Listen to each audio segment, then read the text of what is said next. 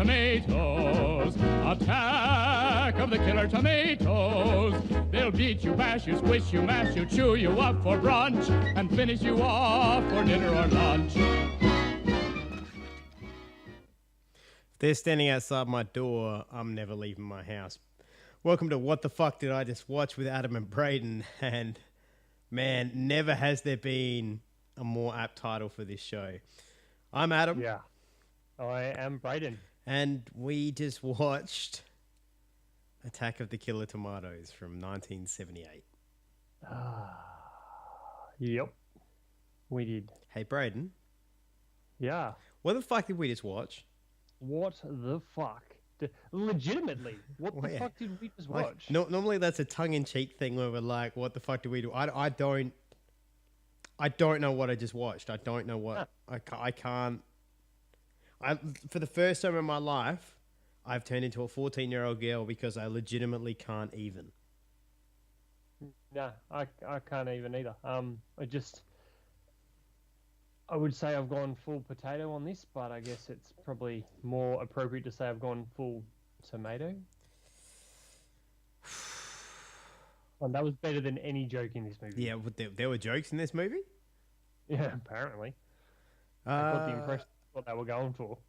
All right, first things first. Last week we did Roadhouse. It was one of the best films I've ever seen.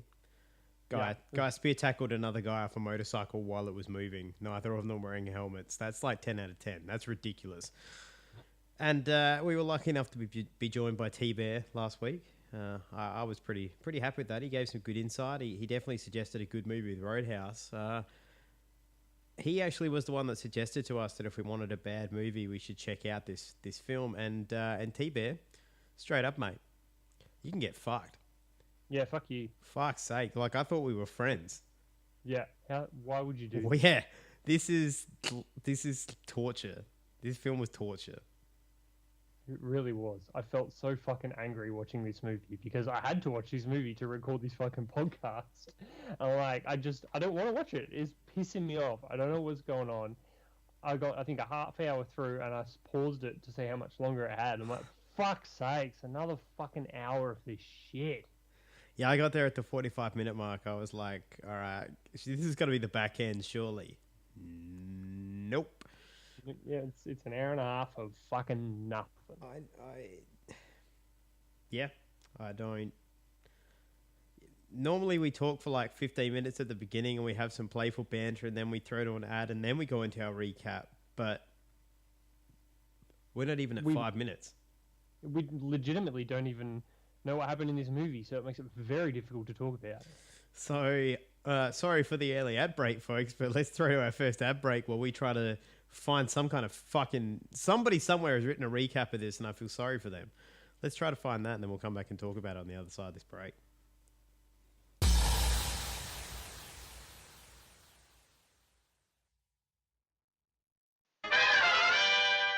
Hey Bat fans, it's the Dad Knight here coming to you from the Batcave.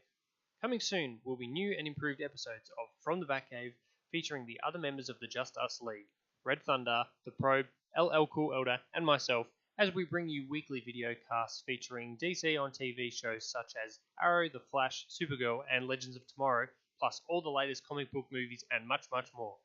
Head to www.frombatcave.com for all the info and links to our episodes. That's www.frombatcave.com. Hope to see you there, Bat fans.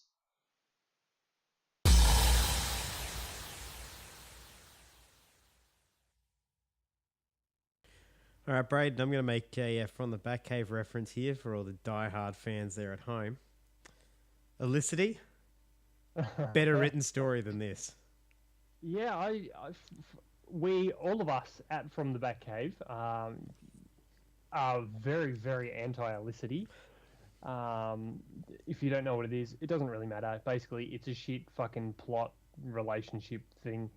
Very widely hated. Wildly hated as well.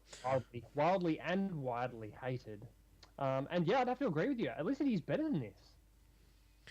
Well, Braden, I managed to... I went to the Google's machine and I Google'd this film. And I did actually... I found on Wikipedia... Somebody has written out this plot. So much like with Garbage Pail Kids, where neither one of us could actually be bothered trying to coherently work out what the hell we're going to say, I'm going to quote from Wikipedia. And whoever the poor bastard is that wrote this. Now, feel free to jump in here at any time and stop me if we want to talk about this, because I don't think we're going to need to go scene by scene breakdown like we normally do, because I really don't think we have much to say about this. Well, I could be wrong, but I really don't think there's much to say. Anyway, the film opens with a scroll saying that when Alfred Hitchcock's film The Birds, 1963, God, that was a good movie. I wish I was watching that instead, was released, audiences laughed at the notion of birds revolting against humanity. But when an attack was perpetrated by birds in 1975, no one was laughing. Funnily enough, as I'm watching this film, I'm like, I wonder if this is meant to be a comedy that you don't laugh at, but I think that was just accidental. Anyway, there is a pre-credit sequence in which a tomato rises out of a woman's garbage disposal unit, which I really like the fact you could see it was just a reverse shot, and then when it got to the end, you saw the person's hand who threw the tomato into the sink. That was excellent. Her puzzle... Sorry, what was that? Yeah, good it was. It was quality. Her puzzlement turns into terror as the tomato draws her into a corner. Following the credits, the police investigate her death. One officer discovers that the red substance covering her body is not in blood, but is in fact tomato juice. Braden, what do you think of this intro? Well, actually, to begin with, I was like, oh yeah, this sounds, funny. Maybe this will be like a kind of like a Sharknado type thing where it's just fucking ridiculous and funny because it's so stupid. And I'm like, oh yeah, cool, tomatoes just come out and killed someone. I liked the little Alfred Hitchcock thing that they started with at the start. I'm like, sounds like it might be enjoyable. It was not. It was not. It was not. It was very misleading. Okay. Well, in a series of attacks perpetrated by tomatoes that start occurring across the United States, including a man dying by drinking tomato juice made from a killer tomato, a boy being gobbled up by a killer tomato while his parents just watch on and are like, wow, he got eaten. And a sequence where tomatoes attack innocent swimmers in a parody of Jaws. Did you get that, Braden, that was a parody of Jaws? Yeah, I did get that was a parody of Jaws. They sort of had similar type music. I did pick up on it, but I wasn't really... See, it didn't look good at all. No, I didn't. I mean, I kind of got that was what they were going for, but it just seemed like, I don't know, like they thought that what made Jaws so captivating was the shot of like swimmers' chests and legs in the water. Yeah. It's like, no, that's the suspense of Jaws is the fact you don't see the shark. Yeah. Whereas we could see bobbing tomatoes everywhere. And anyway,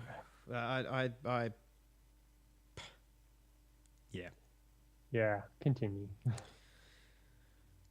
The president's press secretary, Jim Richardson, tries to convince the public that there is no credible threat. The president puts together a team of specialists to stop the tomatoes, led by a man named Mason Dixon. Dixon's team includes Sam Smith, a disguise expert who is seen at various points dressed as, among other things, George Washington, Abraham Lincoln, and Adolf Hitler. A scuba diver named Greg Colburn, Olympic swimmer Greta Attenbaum, and a parachute-toting soldier named Wilbur Finletter. So, yeah, I don't know. They went to all this trouble to introduce this team. The scuba diver just dived into a fountain and was never seen again. Yep. The German Olympian famously ate Wheaties in the woods and got eaten by a tomato. Why was she even there? Why was she sitting in the woods and eating breakfast? Do not know. And she looked really shit when she was trying to fight off. Like, the first one she tried to kick, I'm like, that is the worst kick I've ever seen. Yeah, I got to agree with you. It was pretty bad. And then, of course, we had the shot where they made sure to let us know it was them in the car when they were driving around with a guy with the fins on his feet sticking out the car. So you could absolutely know for sure that was the car in question. Mm-hmm. This was terrible. Yeah.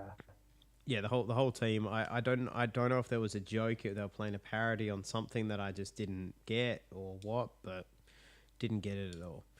No. Smith is sent out to infiltrate the Tomatoes at a campfire, eventually blowing his cover while eating a hamburger and asking if anyone could pass the ketchup. That is about the same Did he blow response I his gave the cover? joke. Yeah, he did. They killed him. That was the gag, was he looked so freaked out because they were turning on him because he just asked for tomatoes. Ah. Or Okay, dressed as a cool. tomato Thank you. at a campfire. Yeah. Yeah. Okay. Right. Yeah. Colburn and Greta are sent to sectors while Finletter stays with Mason.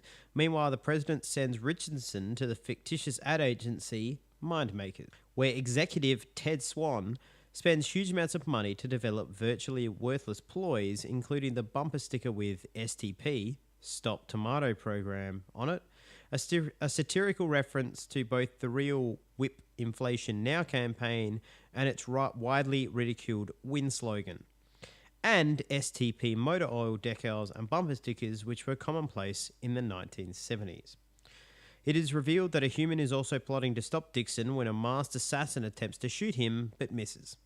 A Senate subcommittee meeting is held where one secret pamphlet is leaked to a newspaper editor who sends Lois Fairchild on the story. And of course, we have that hilarious moment where she's walking down the street and sees the guy named Clark, who off-screen, with a bit of a red cape sticking out of his jacket, and off-screen he jumps and flies away, and it's just such a... what a joke. Lois. Oh, hi, Clark. What are you doing here? No Stand comment. out, who's he? No comment. How serious is the situation? No comment. The American public has a right to know. Up and away! You can't ignore the press.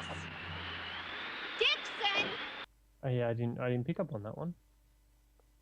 Really? No, didn't see it. Wow.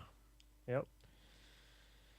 Yeah, so anyway, while she tails Finletter, he mistakes her for a spy and trashes a hotel room attempting to kill her.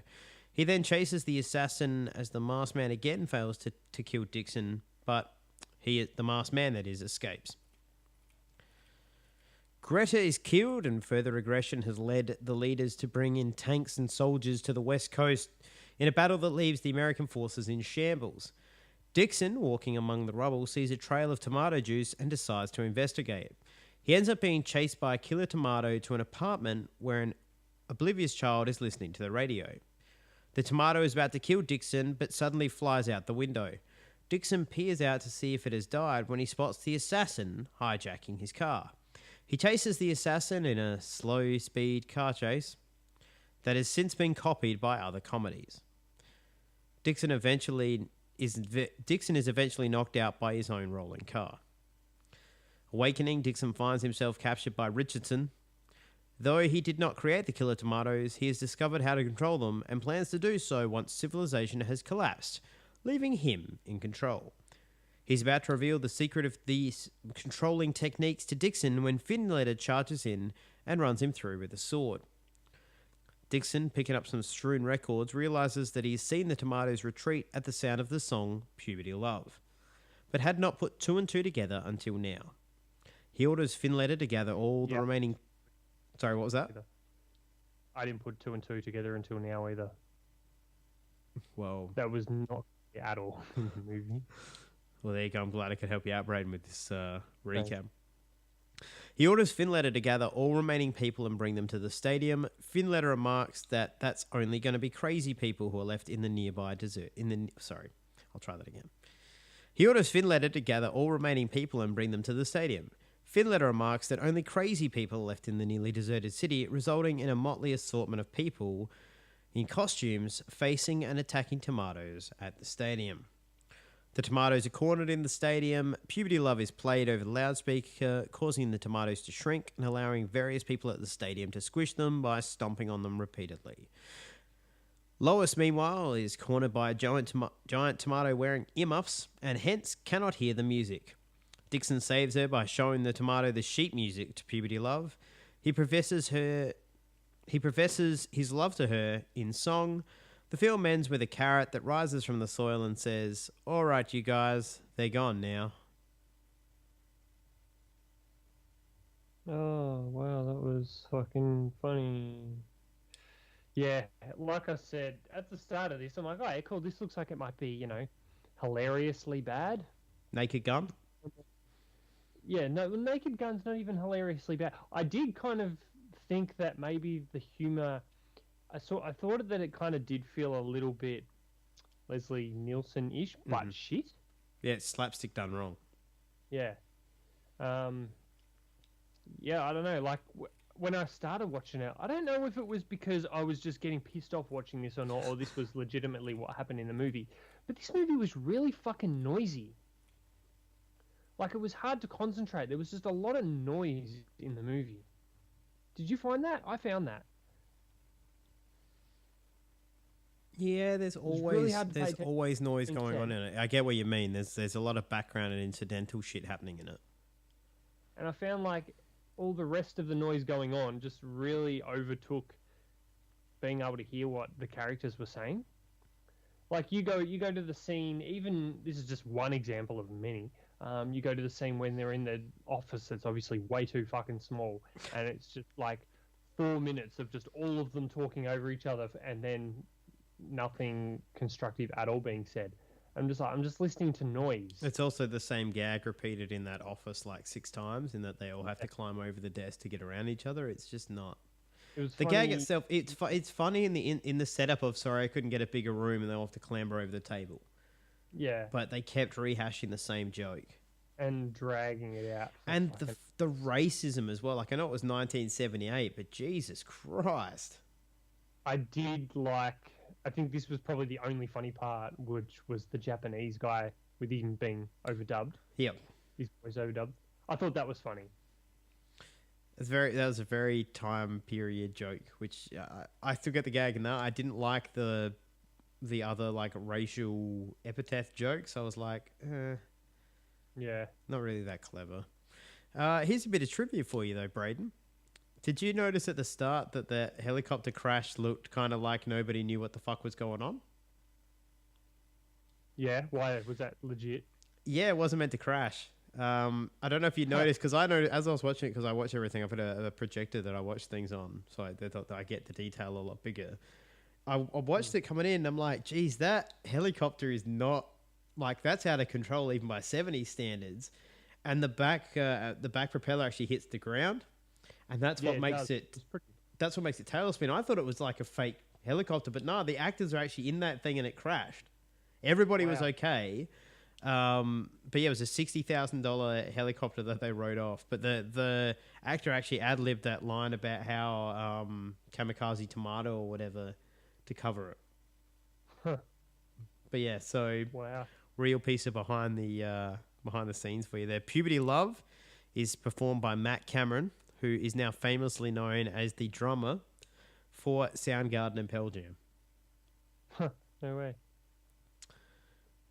So, I don't understand the relevance of this Puberty Love song. Maybe it's just a time period thing. Yeah, I don't know though, because I can still watch Grease and find that awesome, and that was made at the same year. True.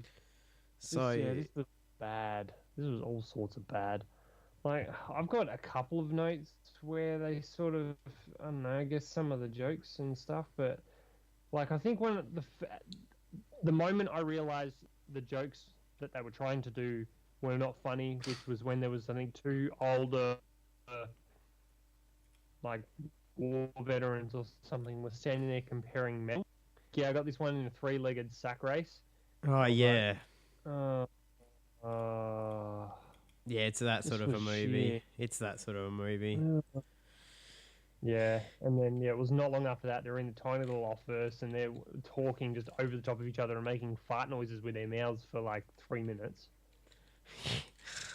Yeah, I don't get it at all, personally. Yeah, it was sort of that point where I was just like, oh god, that was shit. I think this movie's going to be shit with jokes like that. And then I think they were, from there they went into the little office and they were just talking over the top of each other and making fart noises with their mouths for like 3 minutes.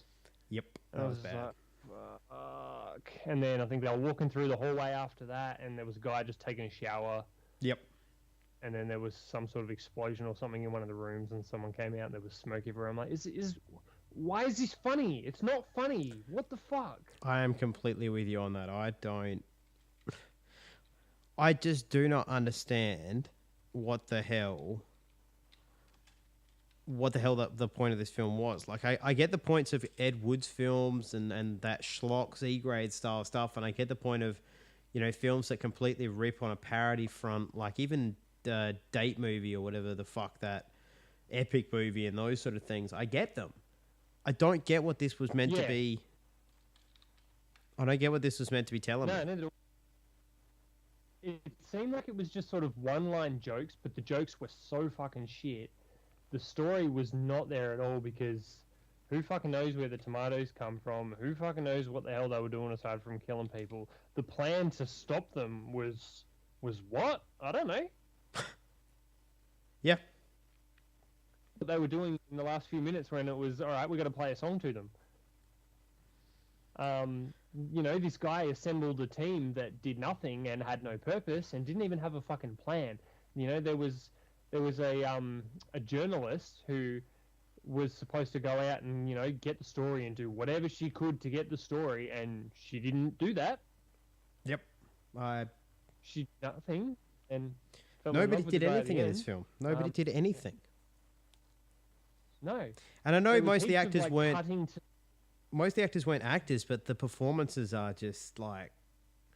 If you're not going to have a good plot, you at least need to have performances to cover that. Yeah, for sure. It's not even a bad plot. There is just no plot. I don't get it. I don't get it either. And then there seemed to be a lot of time taken up of just sort of meetings in Parliament and things like that. Yep. For no reason. I don't know. It was time filler because they needed 90 minutes to be able to make it a film. It was just, legitimately, I have zero fucking idea what the purpose of any of that was. You had the president who all he did was sat there and signed his name on paper and then screwed it up for the whole duration of the movie. And at the end, when he's like, "Oh, have we got any pens left?" No, and he's like, "Well, thank God for that." What was the fucking point of that? Yep, I'm with you. Braden, I really don't take this. We're not even... We're just cracking the 20-minute mark and we're done with this movie. Do you realise that? That's how bad this movie is, that we, the professional shit talkers, can't even talk shit about it for longer than 20 minutes. Anything we say to insult it is actually a compliment because we're writing better jokes than we're in this movie. True. Absolutely true. If they had have just... I don't know. If they had have actually maybe put some kind of an effort into the tomatoes actually doing something other than just rolling around, they could have had, I don't know. You go back to Garbage Pail Kids, where they had the suits for the kids and that. Put people in fucking tomato suits or something and, make it look like you're actually dragging people into their mouths that are eating someone or something like that, rather than just, not even showing anything. Agreed. I don't know. Maybe have I don't know. Maybe they have a central camp or something where they all sort of congregate, or where they start, or something that you've got to get to try and stop them or something, rather than just play some fucking music. And maybe actually have the members of the team that you spent so much time fucking introducing and have trying them to do make jokes something out of, actually do something to contribute to that plan. Agreed. All right, Braden, look, as I say, we're not even cracking 30 minutes on this episode at this point. So I say we do the fans out there a favour. This film was so bad that we have nothing to say. Let's just hand out our awards with this one. But let's do a first time ever here on What the Fuck. Let's do a double episode where we now transition to a different film for a bit of a palate cleanser. What do you reckon? I think that's a great idea. All right, well, first things first, let's completely wrap this piece of shit up and officially say T-Bear. I don't know if you ever can be welcome back here with these sorts of suggestions, mate. Even Josh Amateur Hour Gayer has given us damn Human Centipede, but I think I'm going to enjoy Human Centipede more than I enjoyed this. Braden, who do you think was the best part of this film? The best actor, the best performance, whatever. Was there anything? Fuck. The best shit.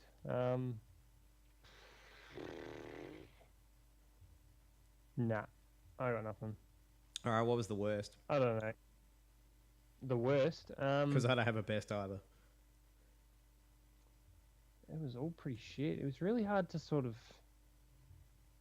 I'm just going to go with everybody who had anything to fucking do with this movie. It got 2 sequels. It made so much money, it got 3 sequels, sorry.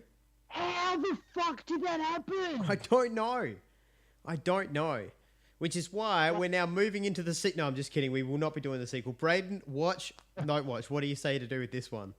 Don't watch it. It is such a waste of time. I got nothing out of this except for I got pissed off. I legitimately got fucking pissed off. I was angry that I had to keep watching this movie. Yep, I'll agree with you on that. Well, Braden, now it's time to saddle over into a film you haven't seen. It got made the year after, the year before. It got made around the same time as this movie. It may have come out a little bit later, but it got made around the same time as this movie. It is a parody. My friend, we are about to go and watch and then come back to talk to all of you about Airplane or Flying High, depending on what country you're in. So we will see you, or you will hear us, I should say, in just a few seconds. All right, welcome back to What the Fuck Did I Just Watch with Adam and Braden. It's been 97 minutes, and Braden, surely we just watched Airplane. Yeah, that was that 97 minutes that we only just spent just now was a whole lot better than the hour and a half that we previously spent. Fucking that shithole of a movie. I feel a lot better now. I was angry 97 minutes ago, and I'm happy now.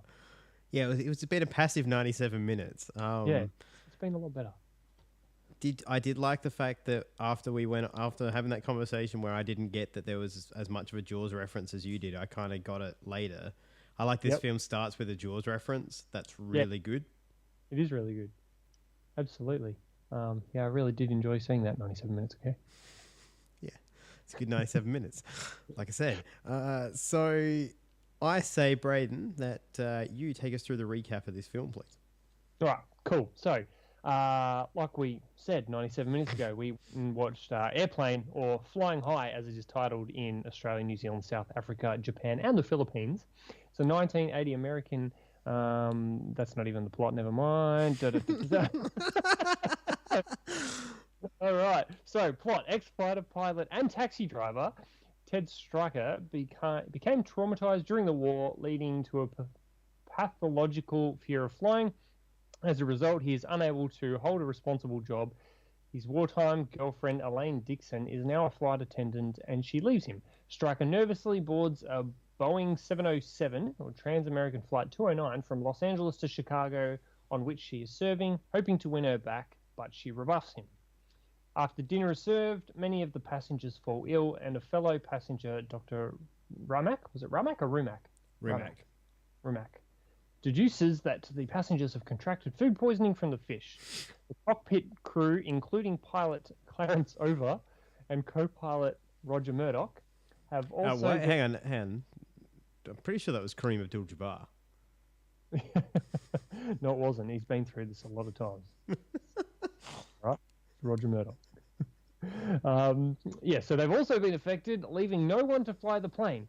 Elaine contacts the Chicago Control Tower for help and is instructed by Tower Supervisor Steve McCroskey to activate the plane's autopilot, a large inflatable pilot doll, listed as Otto in the end credits, which will get them to Chicago but will not be able to land the plane.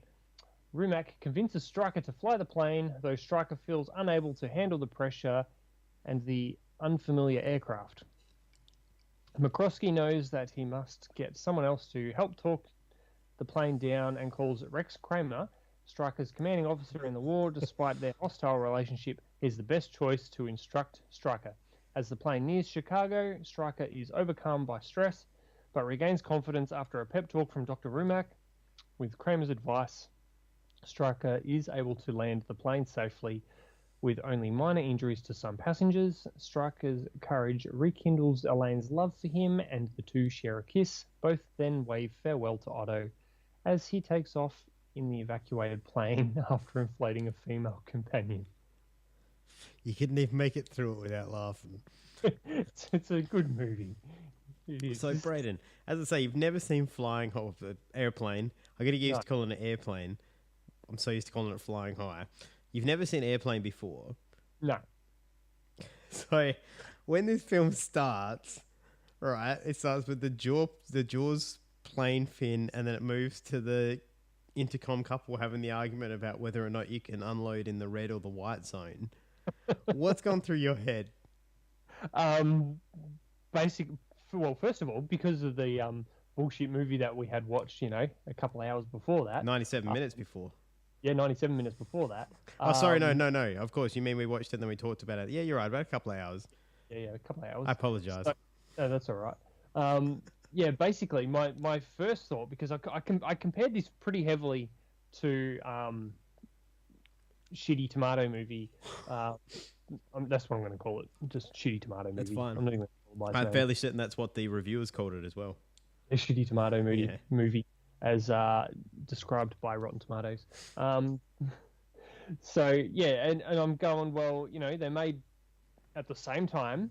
They're the same kind of movie because they're supposed to be like a parody type movie. Sitting there watching shitty tomato movie, I'm going, what the fuck is going on? I have no idea. I'm not even laughing at any of this because it's not funny. And then I go to this one where I'm just like, this is hilarious. They've actually done things well. They seem to establishing some characters pretty much straight up. And yeah, a little bit of a plot, and the jokes are funny. Yep. So yeah, straight up, it was already going to be a better movie just sort of watching 5 minutes in. All right. So yeah, as we say, the film moves on to us getting to meet Head Striker running in to stop Elaine from leaving him because she's left him a note. Didn't expect him to get it till she was gone to Chicago. What a bitch. Now, we don't know what happened. The spark might have been gone. He didn't take disco dancing as often anymore. Yeah, this is just... There's some weird shit happening in this movie. Like, the guy with the arm and the leg that's getting put through the metal scanner and... Yeah, and that guy, he's just removing metal limbs and... Then you see the captain of the plane. Yeah, he's at the phone booth. He was looking at the magazine stands, and I liked how he was reading Modern Sperm. Yeah, and the whole section was just called whacking material. Yeah. Oh, that was great. Yeah, it's just stupid little gags like that Shitty Tomato movie tried to do, but were just not funny at all. Yeah. It's just sort of, right from the word go. And then they sort of, they establish the characters, and the characters actually do things in this movie. So, we met Elaine and Stryker. Elaine was leaving. Stryker didn't want to let him. Oh, he was the taxi driver. He pulled up, got a guy jump into his taxi. He's like, I'll be right back. Then turns the meter on and fucks off. And I'm like, I bet you this is going to pay off later. I just knew it. And yeah, I mean, it didn't really pay off massively later, but they did sort of go back to it sort of towards the end of the movie. The guy's still sitting there in the taxi waiting for him to come back, and the meter's still going. Yep. I like the fact that he just, he leaves the guy in his cab and then buys a plane ticket to Chicago. Yeah. Fuck that guy. Yeah, and then sort of even all the interactions between, sort of at the start between the captain and the pilot and the co-pilot. Yep. When they're taken off and they're talking to the Roger. Captain. Yeah, he's a Roger. What? What? Over. What? Huh? What? Because their names are obviously Over and Roger. There's some stupid shit happening there. Flight 209er, you are cleared for takeoff. Roger. Huh? LA departure frequency 123.9er. Roger. Huh? Request vector. Over. What? Flight 209er, clear for vector 324. We have clearance, Clarence. Roger. What's our vector, Victor? Tower radio clearance, over. That's Clarence, over. Over. Roger. Huh? Roger, over. What? Huh? I've got a note here, and I can't remember what it is, but all I wrote was trombone lady. Oh, that'd be the woman on the bar. We're not quite there yet, but that'd be when Ted and Elaine first meet in that bar, and that chick's walking across the bar playing a trombone. That's right. You're expecting it to be a stripper or something, because you hear the sexy music that's played by a trombone, and you see just these ladies' legs on the bar, and then you look up and it's her playing the trombone. Just don't expect it. Expect she's a stripper, but she's actually, This movie's full of shit you don't expect like that. Like the part where, so obviously Ted gets on the plane, they all eat the fish, and people start getting sick. So ground control and flight control have to take over, and they call in Rex Kramer. And he's getting ready, and you see him looking in the mirror, and then the shot cuts away and it cuts back, and he steps out of the mirror and just keeps walking. Just don't expect it. It's just dumb, but it's clever. I think I mentioned in Shitty Tomato Movie part that this film has one of my favorite cutaway gags ever, and it's later in the movie, mate. I may as well tell you about it now because it makes me laugh every time. It's when they're talking about how the plane needs to land, and they haven't got, like, they should have been in range 10 minutes ago. Mm-hmm. And he's like, how can they be off course? They're on instruments, and it cuts to them all just jamming away on like big brass band stuff. That is one of my favorite gags ever because it's just so stupid, but every time it's like, that's really clever. It is. It's such a play on words. They do heaps of playing on words in this. My favorite one, which they did a couple of times, is like, and he'd say, surely something or other, and he'd be like, and he'd answer his question, then he'd be like, and don't call me Shirley. I'm a fan of the what is it questions.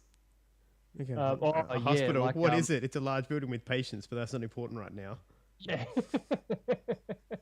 And the recurring gag of the fact that all Ted talks about is Elaine, and so everybody wants to kill themselves because he won't stop talking about his relationship. I was just like, wow, I think it was the first one where he was talking to the old woman, and they come back and she's just hung herself. You just see her feet hanging there. It's like, fucking hell. And then the dude dousing himself in petrol while he's still fucking talking to him. And then he asked him to go up the front and fly the plane, and the guy's like, please fucking go. Well, he told him the match. And blows himself up anyway. Yeah, blows himself up anyway. Fucking hell. Yeah, there's some really good... This is actually a parody of two different films in the long run, but ultimately it's the parody of a film where an outbreak takes place on a plane, and the pilot and the co-pilot and everybody gets sick, and the ex-war vet takes over and needs to land the plane. And obviously the plot points, as you can tell, are that the pilot in that film has a drinking problem and shit like that. But the way they parodied in this thing with, that's about the time I developed my drinking problem. and he can't... And his drinking problem is the fact that he can't actually put the liquid in his mouth, and he pours it all over his fucking face. It's just so clever and so just... And they come back to it again later where you're just not expecting. You just see him and he just goes to drink and just pours it down his fucking face. Fuck's sake. Even like the little things, like the fact that, so the co-pilot is inflatable, and it starts deflating, so she has to inflate it by the nozzle in the pants. And the doctor walks in and he's just like, what the fuck, just leaves? And then the doll's got the big smile on its face afterwards. They're smoking cigarettes. I love the interplay between the captain and the little kid. Yeah. With the inappropriately weird questions he keeps asking. Oh, it was pedo as fuck. Yeah. Been in a cockpit before? No, sir, I've never been up in a plane before. You ever seen a grown man naked? Do you want me to check the weather, Clarence? No, why don't you take care of it? Joey, do you ever hang around the gymnasium? We better get back now, Joey. No, Joey can stay here for a while if you'd like. Could I? Okay, if you don't get in the way. Flight 209er to Denver Radio. Climbing to cruise at 42,000. We'll report again over Lincoln. Over and out. Wait a minute. I know you. You're Kareem Abdul-Jabbar. You play basketball for the Los Angeles Lakers. I'm sorry, son, but you must have me confused with someone else. My name is Roger Murdoch. I'm the co-pilot. You are Kareem. I've seen you play. My dad's got season tickets. I think you should go back to your seat now, Joey. Right, Clarence? No, he's not bothering anyone. Let him stay here. All right, but just remember, my name is Roger Murdoch. I'm an airline pilot. I think you're the greatest, but my dad says you don't work hard enough on defense. And he says that lots of times you don't even run down court. And that you don't really try, except during the playoffs. The hell I don't. Listen, kid. I've been hearing that crap ever since I was at UCLA. I'm out there busting my buns every night. Tell your old man to drag Walton and Lanier up and down the court for 48 minutes.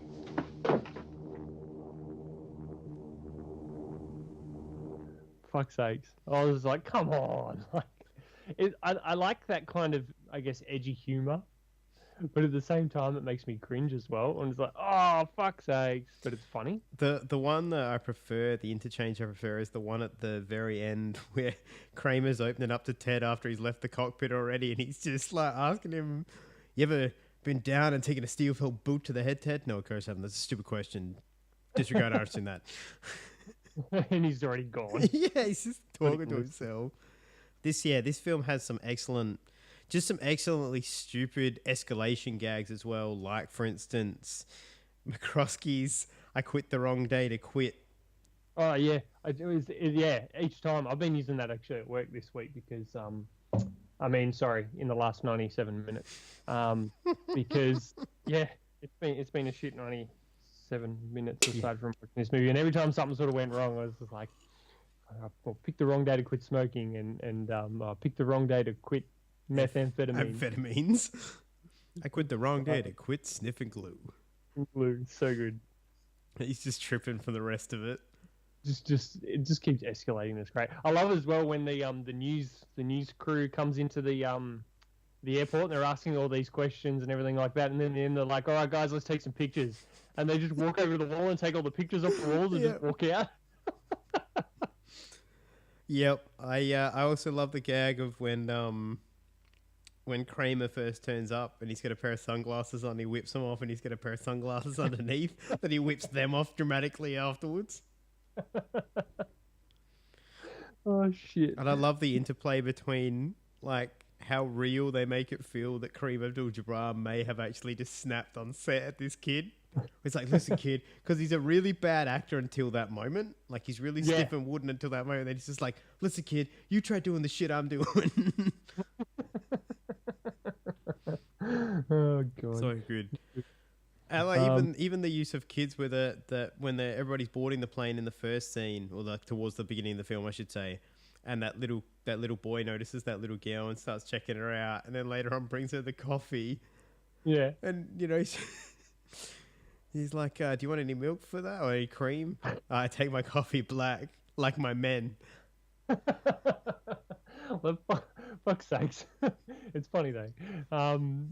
What was the other one that I was thinking of just then? I can't remember. Oh, that's right. When I think it was one of the ladies, she was starting to sort of panic and everything like that. And one of the guys comes over and he's like, get a hold of yourself. I'm shaking her, slapping her in the face. And the next one comes, hey, settle down, pushes him away. My turn. You go, oh, get a hold of yourself. And you see the line of people, like one dude's got a wrench, there's a gun. A gun, a fucking, what else was it, baseball bat, and there's just a big queue up of people with like just ready to take it out on this woman who, oh shit. I get the feeling that, because I've never actually seen the film that this is based on, I've surmised it from reading the Wikipedia about it and watching this film.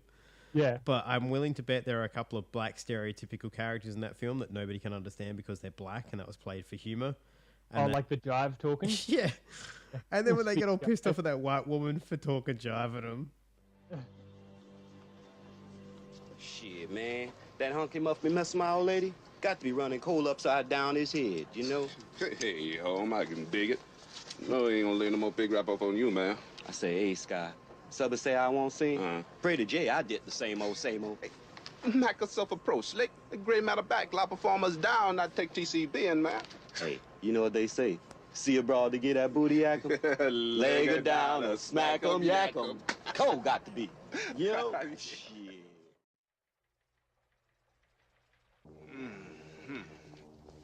Can I get you something? It's your mofo butter laying me to the bone, jacking me up. Tight me.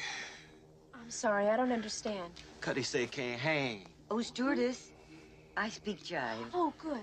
He said that he's in great pain and he wants to know if you can help him. All right. Would you tell him to just relax and I'll be back as soon as I can with some medicine? Just hang loose, blood. She's gonna catch up on the rebound on the med side. What it is, Big Mama? My mama raised no dummies. I duck a rap. Cut me some slack, Jack. Say Cuddy ain't say be doing everything. Chump don't want to help. Chump don't get the help. Say can't hang, say 7 Up. Jive ass dude don't got no brains anyhow.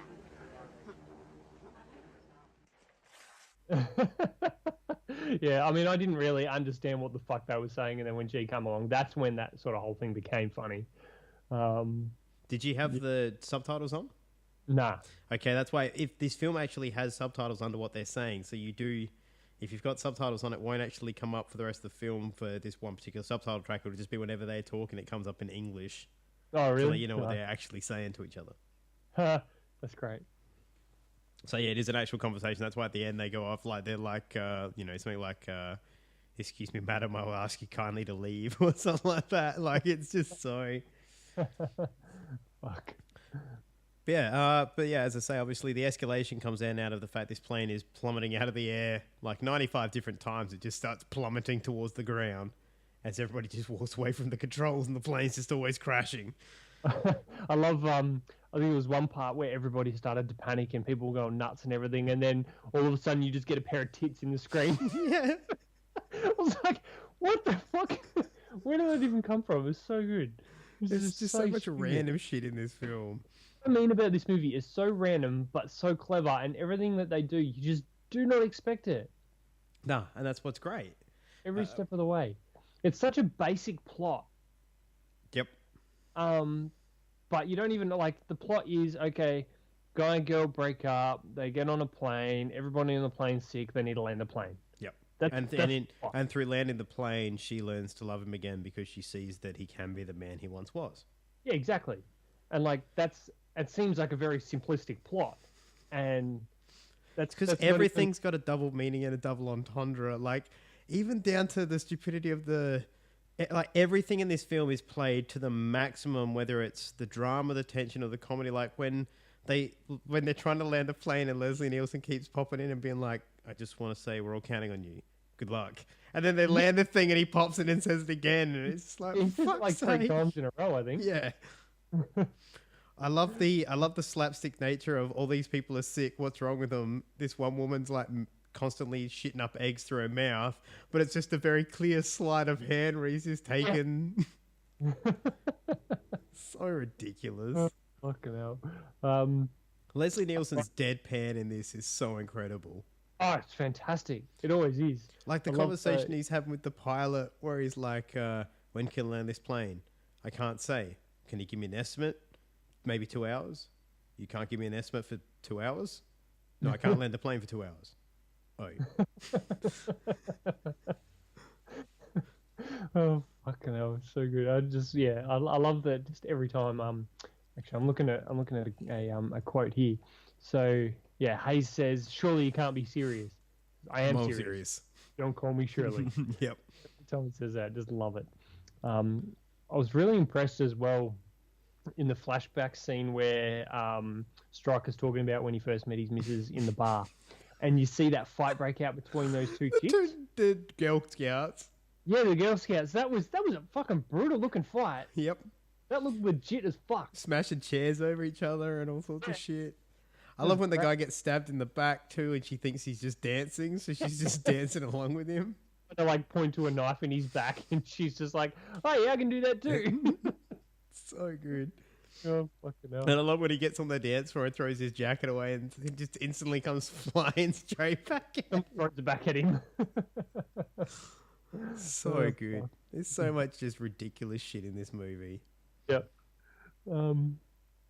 Yeah, I don't really know what else to sort of say about this movie. It is so much better than Shitty Tomato Movie. Well, no, sorry, go ahead. I mean, going back to sort of comparing the two, you got Shitty Tomato Movie where they tried to establish characters, then did nothing with them.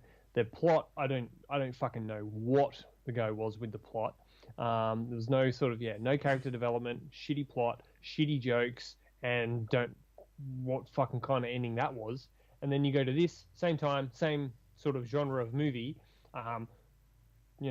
simple plot, but done so effectively. Yeah, it was done. It was done great. The characters were good, and the jokes were funny, and it ended great. Yeah, like same time, same genre of movie, and such a huge difference between the two. Yep, absolutely, especially when you consider that they're both basic premise is something terrifying is happening. How will people cope and survive? That's the basic premise of both films, exactly, at its core. Exactly. And I guess we really understood what the issue was in Airplane or Flying High, where everybody was suffering from food poisoning, and the only way they could sort of and they needed to survive by somebody landing the plane and getting these people to a hospital. The only thing that didn't really pay off was the little girl who was sick.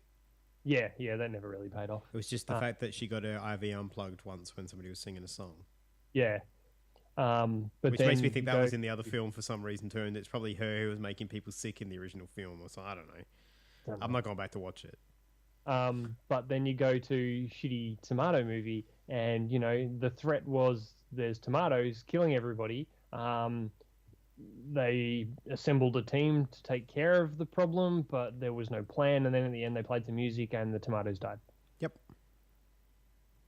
That's pretty much the long and the short of it. Some trivia on this before we go to an ad and then come back and give our thoughts on who the best and worst parts of this film were. All right. Initially, the Abrams-Zucker, who are the guys behind The Naked Gun, they'd written one film before called The Kentucky Fried Movie, which eventually we'll do on this show.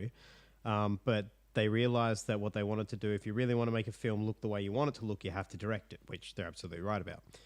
So before this film was released, the directors were apprehensive because it had a mediocre response at some of the pre-screenings, right? Now, This film was made on a budget of $3.5 million. It earned $83 million in box office gross and $40 million in rentals. So it earned $120 million more than its budget. Wow. That's huge. That is, it's the fourth highest grossing film of 1980. Wow. But Shitty Tomato Movie did pretty well too, didn't it? Nowhere near that well. Nah. Hang on, we'll go to an ad, and when we come back, I'll let you know the comparison between them.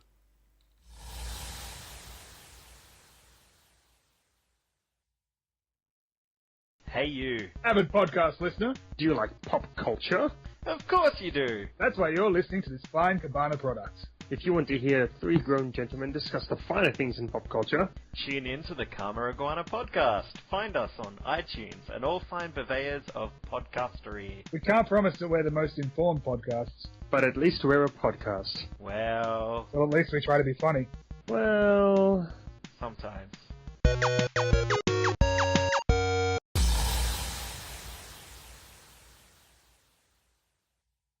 All right, to answer your question, Braden, the budget for Shitty Tomato Movie was $100,000. It made $100,000. So it made $467,000 more on its budget, as opposed to Flying High, which was made for $3 million and made $123 million. Yeah. Okay. Cool. So huge difference. Huge difference. And obvious reasons why. Yeah. Yeah. Exactly. But yeah. So what do you think? Let's start with the worst performance in this one. Was there anything in this film that let you down? Because I've got something that let me down, as I'll get into in a moment. But was there anything that let you down? It let me down. Yeah, I don't know. I liked. Yeah, I don't know. I think what you said before about the girl with the surgery or with the heart transplant didn't really pay off. That's kind of, that's pretty shit. It was worth it for the scene where the doctor's got the heart just bouncing around on his desk. Just on his desk. Yeah. I don't know. I reckon that's probably. See, for me, it's the air traffic controller who's just always in the background, like saying dumb shit. Like, Leon's getting larger and shit like that. I'm like, That made me laugh. He just annoys me, that guy. I know. I did appreciate him in a few parts. Yeah, like there was.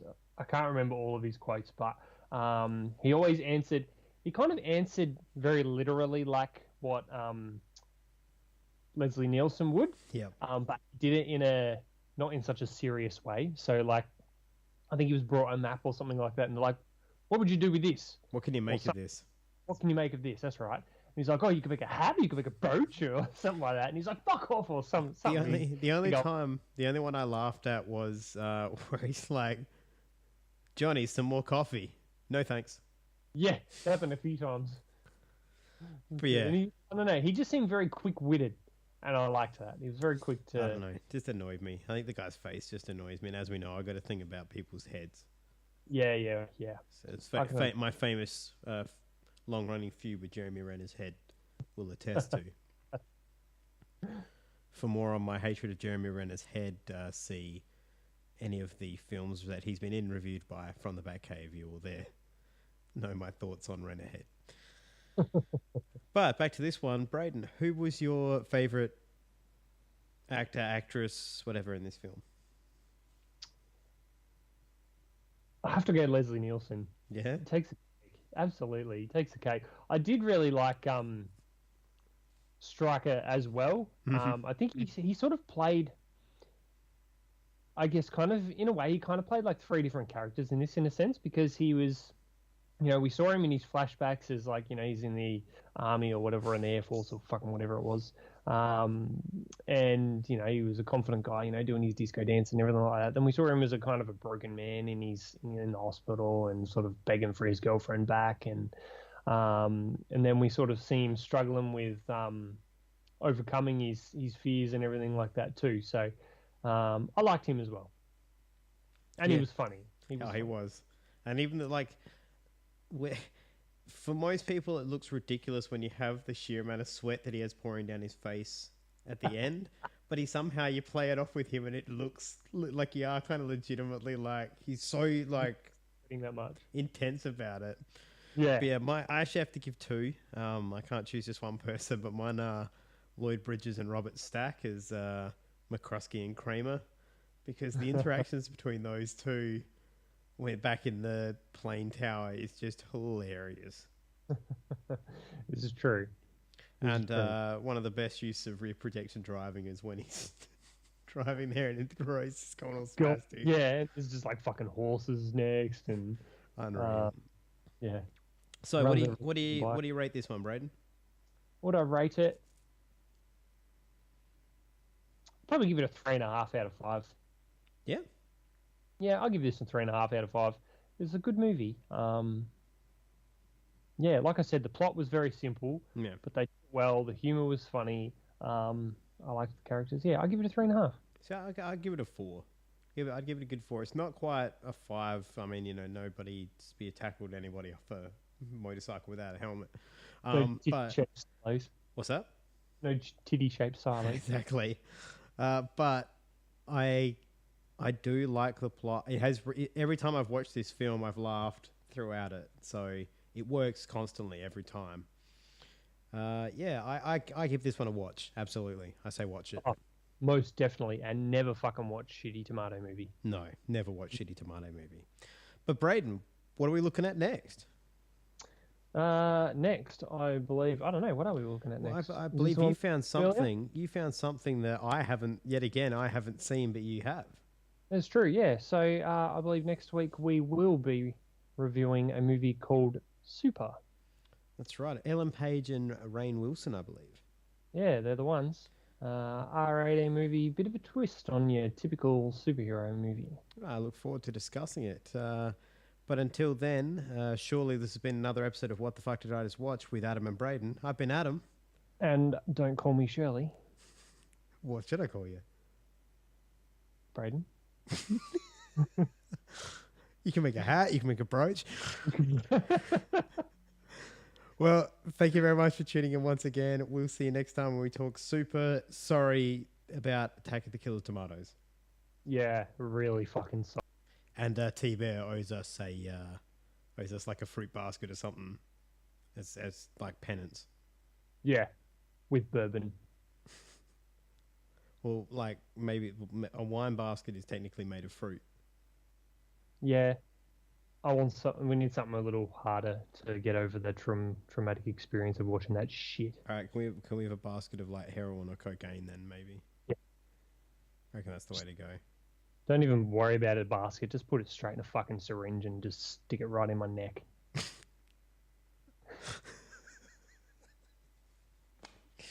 There's no way to be able to top that one. That's the end. That fucking hell.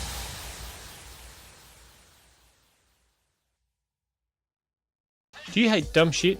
Well, me too. Join me over at BAM TV, where I make fun of all sorts of stuff, with my segments of bad news and cringy capers, plus other skits and shenanigans. Head over to facebook.com/BAMTEEVEE for more info and all the links to the videos.